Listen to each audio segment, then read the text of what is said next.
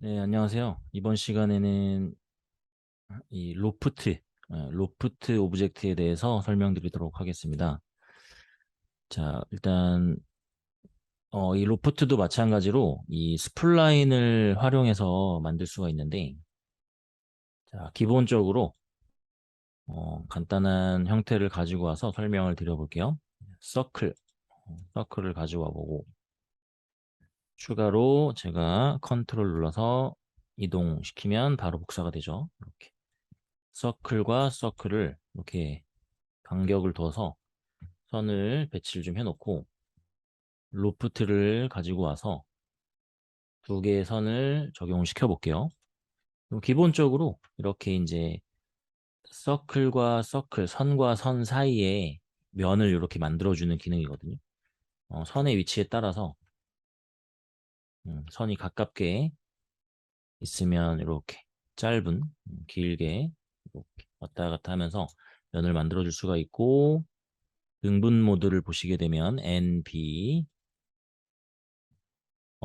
이 등분은 이 로프트 하위에 들어가 있는 스플라인들은 뭐 이제 여러 개가 들어갈 수 있기 때문에 이걸 일일이 이 등분으로 조절하는 게 아니라 이 로프트 자체적으로 메쉬, सब디비전 U, सब디비전 V 이렇게 있거든요. 그래서 이제 등분들을 요 두 가지로 UV, सब디비전 U, सब디비전 V 이걸로 등분을 조절하실 수가 있어요. 이렇게 원하시는 만큼 충분히 주실 수가 있고, 일단 기본적으로는 좀 동일한 구조의 선을 활용을 하시는 게 좋긴 한데, 혹시 이제 이렇게 둥근 모습으로 가다가 음, 사각형을 제가 한번 가지고 와볼게요. 렉탱글을 가져와서, 자, 렉탱글에서 여기도 모서리는 조금 둥글게 라운딩을 주셔서 이렇게 둥글게 좀 해놓고 한번 적용을 시켜볼게요. 자, 근데 여기서 중요한 거는 자, 이 서클 선이 요게 1번, 2번, 3번이라고 하면 여기서도 순서를 1, 2, 3번으로 이렇게 맞춰주시는 게 제대로 된 면을 생성시킬 수가 있거든요. 이 순서가 꼬여버리면 면도 이렇게 꼬여버려요. 그래서 여기가 1번, 2번, 3번이면 얘가 1번, 2번, 3번 순서대로 이렇게 배치를 해주시고 로프트를 적용시켜 볼게요. 자, 그러면 동그란 모양으로 이제 면이 가다가 이렇게 사각형 형태로도 표현이 되죠. 근데 이게 이제 구조가 너무 확 바뀌어버리면 면이 부드럽게 안 나올 수가 있어요. 예를 들어서 뭐 별 모양도 일단 해볼게요. 뭐 나오긴 할 거지만 별도 가져와서 밑으로 이렇게 넣어주면 이제 형태가 표현이 되긴 하지만 뭐 사각형 모양에서 별 모양으로 구조가 확 바뀌어버리면 면은 생성되지만 그렇게 이제 이쁜 면이 표현은 안 될 수는 있는 거죠. 음, 이제 뭐 렉탱글 선에서 약간 변형된 형태를 이제 연결한다던가 이러면 괜찮은데 완전히 좀 형태가 많이 다른 형태가 이제 들어가 버리면 면이 이쁘게 안 나올 수는 있어요. 그래서 이제 중간에 약간 이렇게 뭐 둥근 형태로 표현이 되다가 사각형 형태로 표현이 된다던가 뭐 이런 거는 이제 이렇게 로프트라는 걸 쓰시면 표현을 하실 수가 있죠. 이게 이제 로프트의 장점인데, 자, 뭐 여기서 요런 이제 표현을 해줄 수 있는 게 로프트고, 또 다른 형태로도 한번 표현을 좀 해볼게요. 눈을 꺼보고 제가 뭐 탑뷰를 보고 간단하게 선을 또 그려볼게요. 스냅을 좀 켜가지고, 자, 이네이블 스냅에, 자, 여기 그리드 요 워크 플랜, 여기에 이제 스냅을 좀 걸어볼 건데, 펜틀로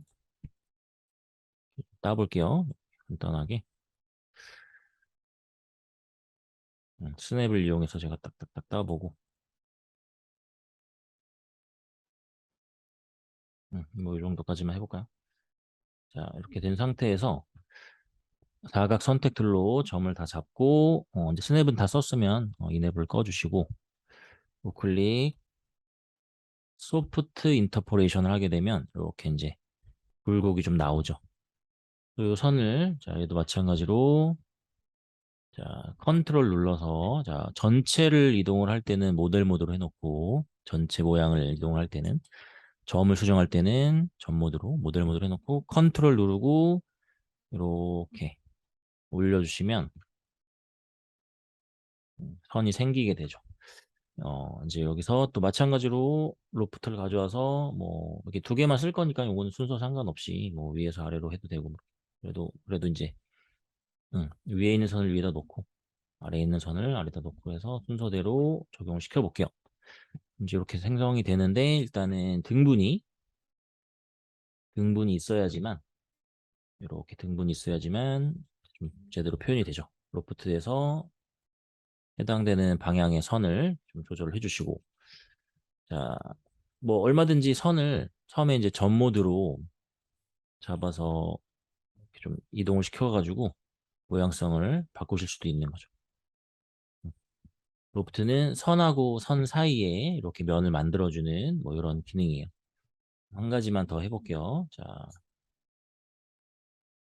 이번에는 이 클로너라는 걸 사용을 좀 해볼 건데, 뭐 요거는 이제 나중에 모그라프 할 때, 모그라프라는 기능이 이제 C4D의 강력한 기능인데, 그거 할 때도 좀 설명드릴 거긴 하지만, 이제 일반적으로 이제 어쨌든 복제를 해주는 기능이에요. 복제. 그럼 선을, 서클 하나 제가 가져와서,